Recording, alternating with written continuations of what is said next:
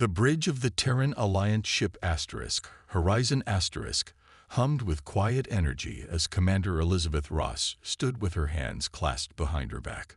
Through the main view screen, the uncharted planet slowly grew larger, a beautiful blue-green world against the blackness of space.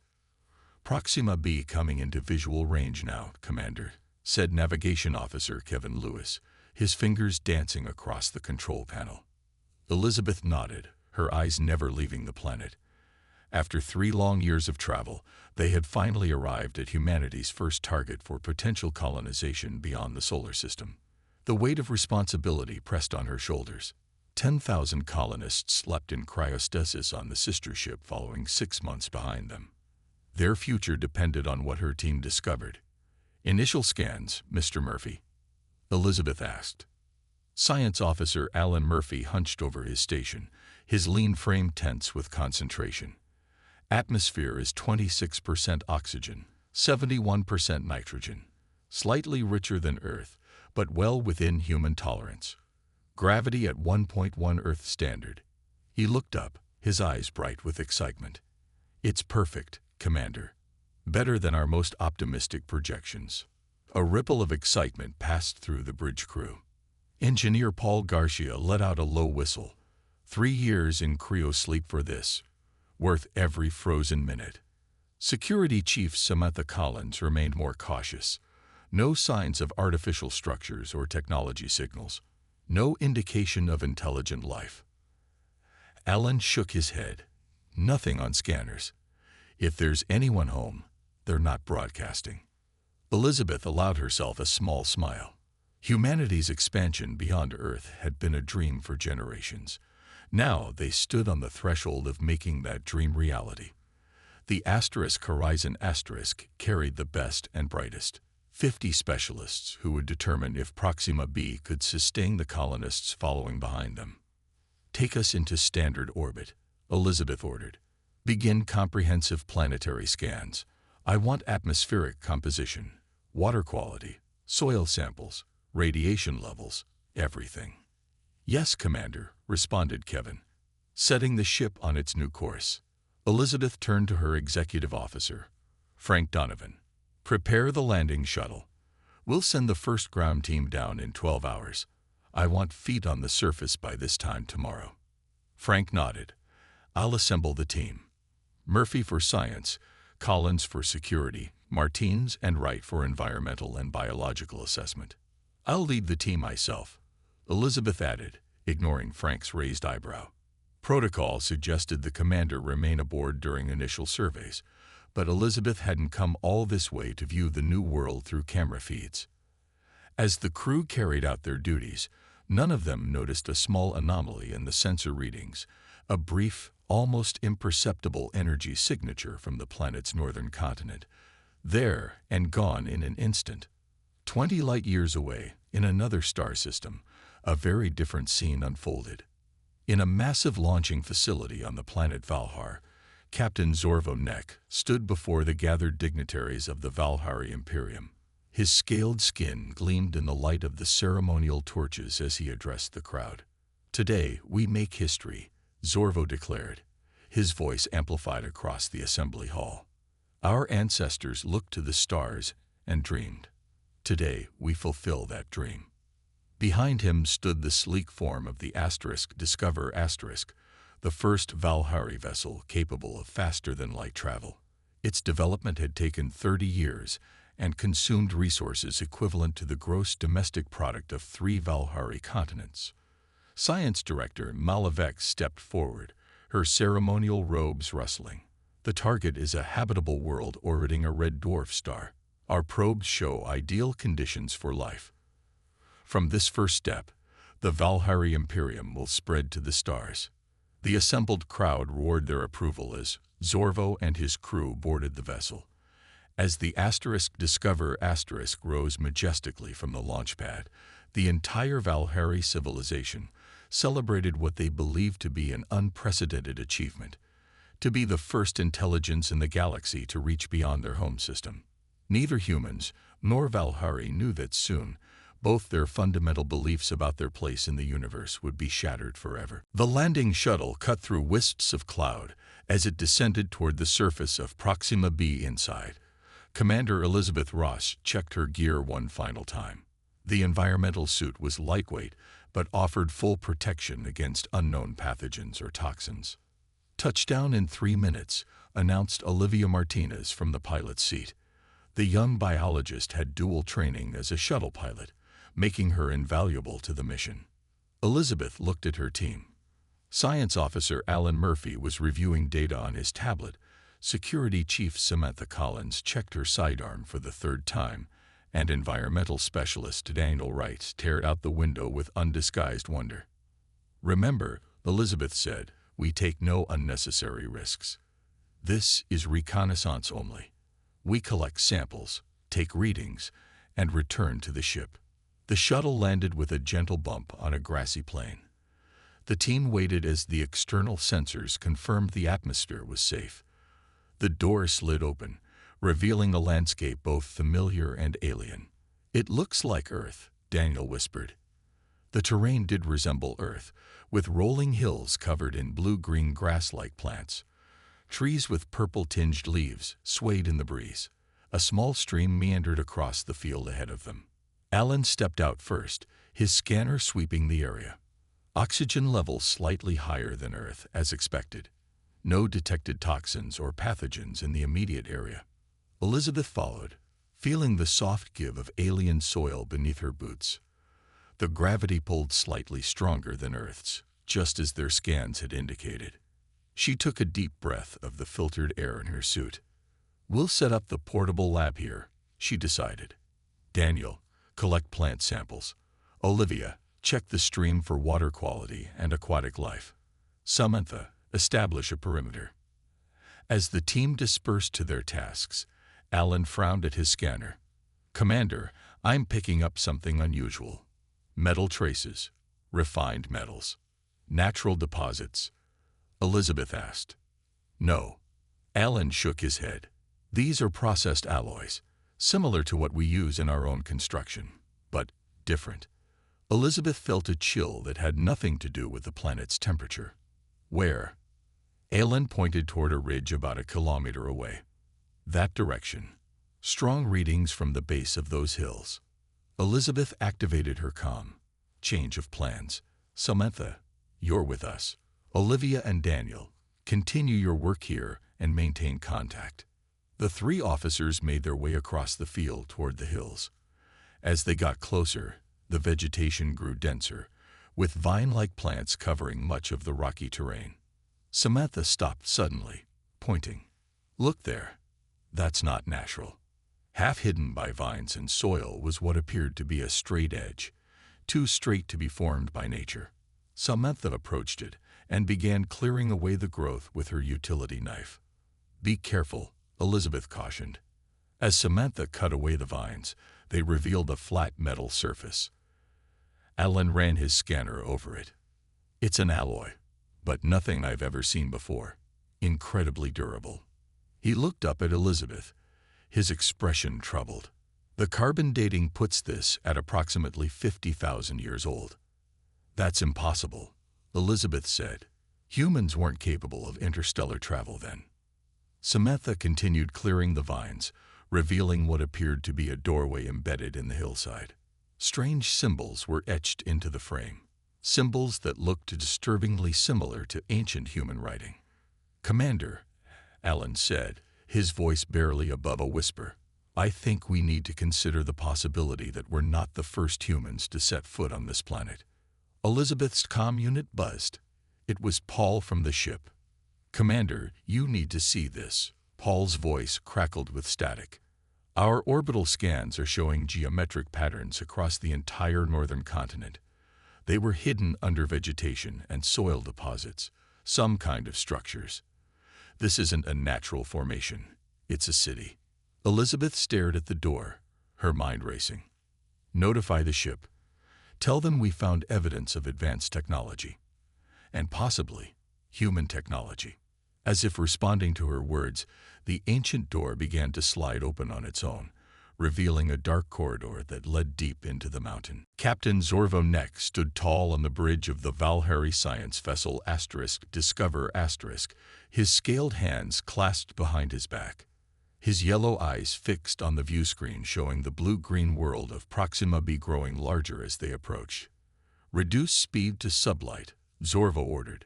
Standard approach pattern. The ship slowed smoothly as Navigation Officer Heska Jur guided them toward the planet. Around Zorvo, the bridge crew worked quietly, each aware of the historic importance of this moment. They were the first Valhari to reach another star system, pioneers whose names would be recorded in Imperial history forever. Captain, Science Director Malavek said, her voice trembling with excitement. Initial scans confirm our probe data. The atmosphere contains oxygen and nitrogen in proportions suitable for life. Surface temperatures vary from freezing at the poles to tropical at the equator. There are vast oceans and signs of plant life covering much of the land surface. Zorvo felt his chest swell with pride. The Valhari Imperium would now expand beyond their home system. Their civilization would no longer be vulnerable to a single planetary disaster. Their future was secured. "What about intelligent life?" he asked. Mala adjusted her instruments. No signs of advanced civilization. Some animal life forms detected, but nothing that appears sentient or technologically capable. "Perfect," Zorvo said. "Begin mapping suitable locations for our first colony." Communications Officer Telvor Rax suddenly straightened at his station. "Captain, I'm detecting an artificial signal in orbit around the planet." The bridge fell silent. Zorvo's crest rose in alarm. Source: unknown vessel, Captain. Not a Valhari design. Telvor's fingers moved across his console. It appears to be in stable orbit over the northern hemisphere. "Show me," Zorvo demanded. The view screen shifted to display the sleek form of the Terran Alliance ship Horizon *. "Impossible," Mala whispered, her scales flushing pale with shock. "How could another species reach this system before us?" Zorvo fought to control this surprise. The Valhari had believed themselves to be the only species to achieve faster-than-light travel. Their scientists had proclaimed it impossible that any other world had reached their level of advancement. "Scan that vessel," he ordered. "I want to know everything about it." Mala worked her station frantically. "The technology is different from ours, but approximately equal in advancement. Power signatures suggest they use a fusion-based propulsion system. Their hull material is unfamiliar, and," she paused, "I'm detecting life signs aboard. Not Valhari. Some new species. What of their weapons?" Security Chief Dornkevik asked, his hand moving instinctively to the ceremonial blade at his side. "Difficult to determine," Mala replied. "They have energy weapons, but they are not powered at present. They do not appear to be in a combat stance."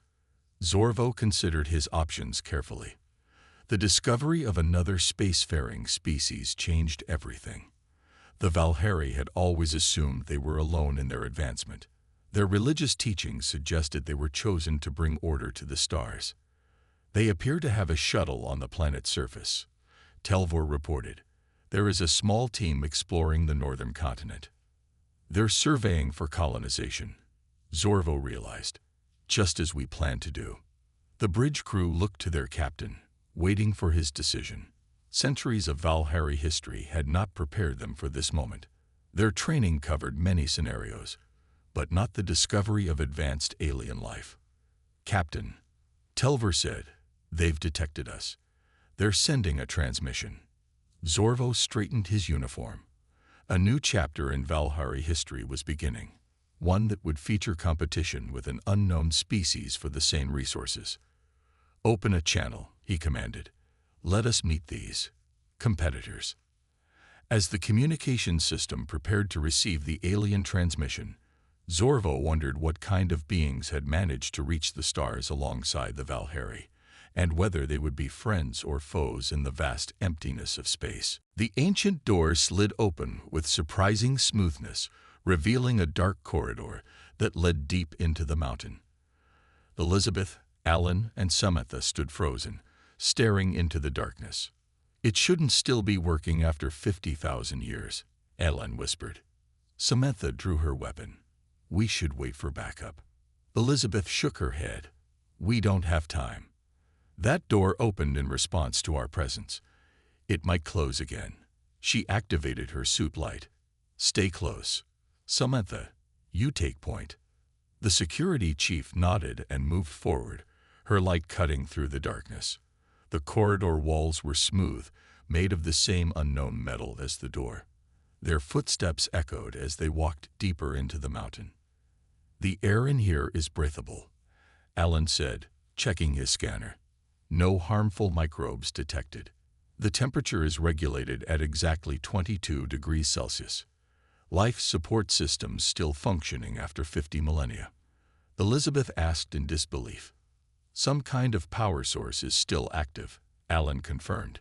As they moved forward, lights began to activate automatically along the ceiling, responding to their presence. The corridor widened, leading them to a large circular room. As they entered, the entire chamber lit up. "Look at this," Samantha called out, pointing to symbols etched into the walls. Alan approached, running his fingers over the markings. These look like an early form of Sanskrit, similar to Proto-Indo-European writing from Earth's ancient civilizations. In the center of the room stood a raised platform. Elizabeth stepped onto it, and a holographic display suddenly activated above, showing a three-dimensional map of the galaxy. "It's a star map," Alan said, his voice filled with awe. Specific points on the map were highlighted with pulsing lights, Earth among them. "Those are navigation points," Elizabeth realized. "Look, Earth is marked." Alan studied the map. "These other marked systems, they're all potentially habitable worlds within 100 light-years of Earth." A section of wall suddenly slid open, revealing a hidden chamber. Inside, they found preserved artifacts, tools, clothing, and devices, all unmistakably human in design, but far more advanced than current Terran technology. "This is impossible," Samantha said, picking up what appeared to be a weapon. "Our ancestors weren't capable of this level of technology." Alan discovered a sealed compartment containing crystal-like objects. "These look like data storage devices." Elizabeth's comm unit buzzed. "Commander," Paul's voice came through with urgency. "We've detected an alien ship entering the system. They're on approach to the planet." Elizabeth felt her heart race. "Any hostile moves?" "Negative. They appear to be a science vessel, similar to ours. But, Commander, they're not human." Elizabeth looked at the ancient human artifacts around her, then at the star map showing dozens of colonized worlds. "Paul, we found something incredible down here. Evidence that humans had interstellar capabilities thousands of years ago." "Commander," Alan called out, his voice tight with excitement. "I've managed to connect one of these crystal devices to our systems. It contains data, recordings." The holographic display shifted, showing the image of a human woman in unfamiliar clothing. She began to speak in a language that sounded similar to ancient Sanskrit. Alan's universal translator worked to decipher the speech. After a moment, broken phrases became audible. "Final evacuation phase. Earth cannot be sustained. Gamma radiation approaching. 53 colonies established. This archive contains all human knowledge. For our descendants, find these records and remember." The recording ended, leaving the three officers in stunned silence. "We weren't the first humans to reach the stars," Elizabeth said quietly. "Our ancestors were here thousands of years ago." Their discovery was interrupted by Paul's urgent communication. "Commander, the alien vessel is hailing us. They're requesting face-to-face contact." Elizabeth looked at the star map again, now understanding its true significance. "Tell them we accept. We'll return to the ship immediately." As they prepared to leave, Elizabeth couldn't help but wonder what other secrets lay hidden in this ancient facility, and what the arrival of another spacefaring species might mean for humanity's rediscovered legacy among the stars. The conference room aboard the Horizon felt smaller with the Valhari delegation present. Captain Zorvomnek stood tall, his reptilian form nearly 7 feet in height. His scales shimmered with a greenish-gold hue under the ship's lights. Beside him stood Science Director Malavex, her more slender frame and lighter coloration marking her as female. 2 Valhari security officers flanked them, their hands resting on ceremonial weapons. Commander Elizabeth Ross maintained a calm expression despite the tension in the room. Executive Officer Frank Donovan stood at her right, while Science Officer Alan Murphy positioned himself at her left. "Welcome aboard the Horizon Asterisk," Elizabeth said. "I am Commander Elizabeth Ross of the Terran Alliance." Zorvo's translator converted his hissing speech to English. "I am Captain Zorvomnek of the Valhari Imperium vessel Discover *. This is our first contact with a non-Valhari species." "The same is true for us," Elizabeth replied. "You are the first alien species humanity has encountered." Zorvo's vertical pupils narrowed. "We believed ourselves to be the only spacefaring civilization in this region of the galaxy. Finding your kind here was unexpected." "We had the same assumption about ourselves," Elizabeth said. She glanced at Alan, who nodded slightly. "But it seems we were both wrong." Elizabeth activated the room's display, showing images from the ancient facility. "We've discovered evidence that humans, my species, reached this planet approximately 50,000 years ago." Mala stepped forward, her scientific curiosity overcoming her initial caution. "Impossible. No civilization could maintain technological advancement for that time span without leaving obvious traces throughout the galaxy." Alan joined the conversation. "We don't believe they did maintain it. We found recordings suggesting that Earth, our homeworld, faced a catastrophic event. There was an evacuation to multiple colonies, including this world. But something happened afterward. A collapse of technology, perhaps. A return to pre-industrial society." Zorvo and Mala exchanged looks. "Show us this facility," Zorvo demanded. Meanwhile, back at the ancient structure, Samantha Collins, Daniel Wright, and Olivia Martinez continued their exploration. They had stayed behind to secure the site, while Elizabeth returned to meet the aliens. "This section hasn't been opened yet," Daniel said, pointing to a sealed doorway deeper in the facility. Samantha studied the control panel beside it. "The commander ordered us to wait for her return." Olivia's scanner beeped insistently. "I'm detecting life signs behind that door. Faint, but present." Samantha's hand moved to her weapon. "That's not possible. This place has been sealed for 50,000 years." Daniel examined his own readings. Not life signs like animals or people moving around. More like suspended animation. Against protocol, they decided to open the door. It slid aside to reveal a chamber filled with what appeared to be transparent pods, cryogenic chambers. 5 of them glowed with a soft blue light, indicating they were still active. Inside each, they could see a human figure. "They're alive," Olivia whispered in shock. One of the chambers began to emit a series of tones. A display activated, showing a progress bar rapidly filling.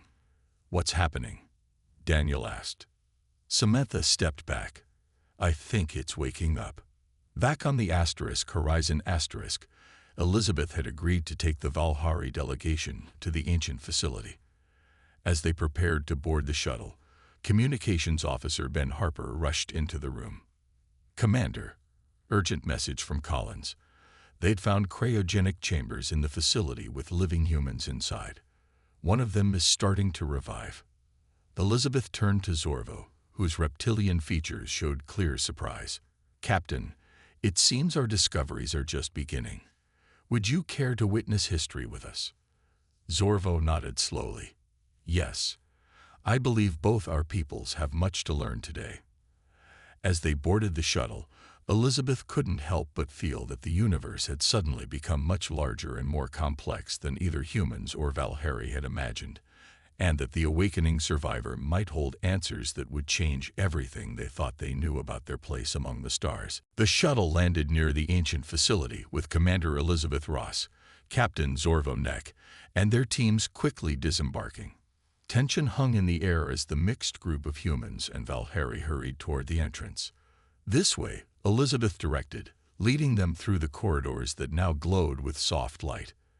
As they approached the newly discovered chamber, Samantha Collins met them at the doorway, her face tense. "Commander, the revival process is almost complete," she reported. "The chamber systems are working automatically."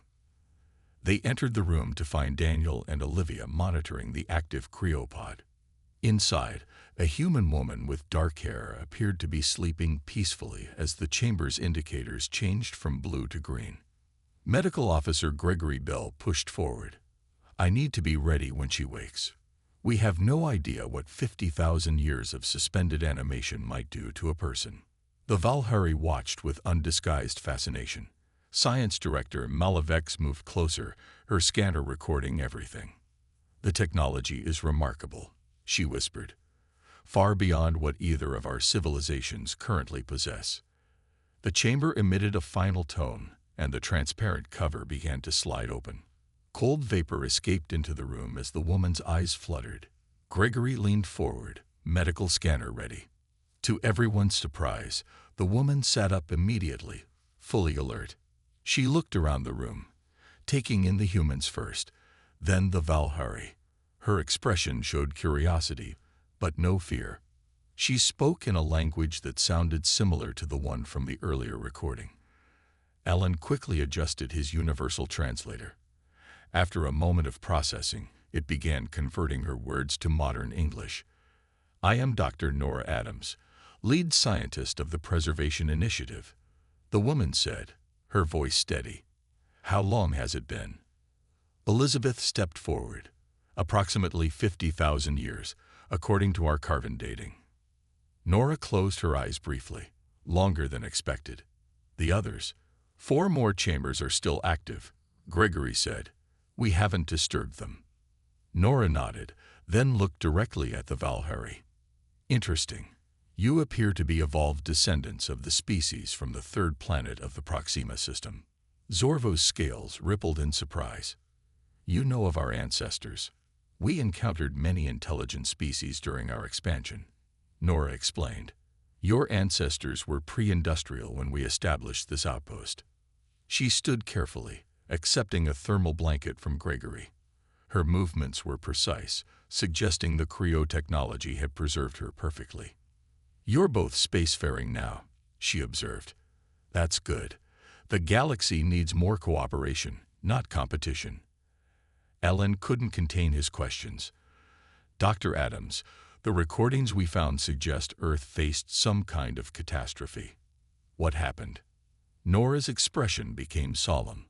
"A gamma ray burst from a nearby star. We detected it years before it would reach our solar system. Not enough time to shield Earth, but enough to evacuate millions to our colonies."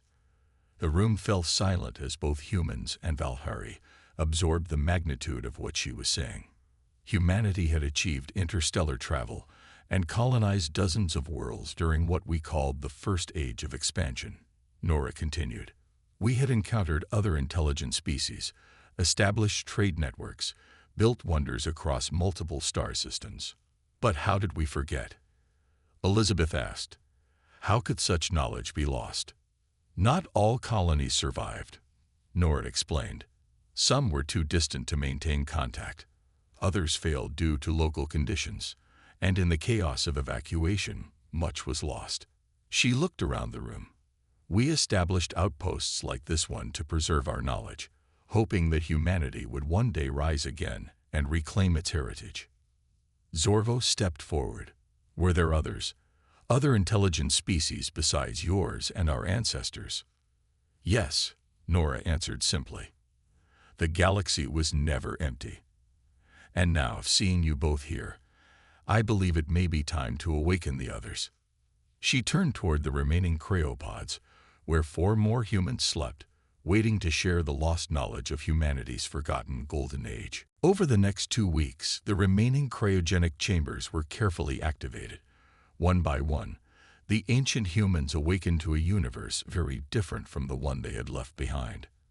Dr. Nora Adams, the lead scientist, was joined by engineer John Kelly, a tall man with steady hands who immediately began studying the facility's power systems. Geneticist Lisa Patil awakened next, her keen mind quickly grasping the biological changes that had occurred in humanity over 50 millennia. Historian Ryan Nelson meticulously documented everything, preserving the story of their awakening alongside the history he had helped archive before the disaster.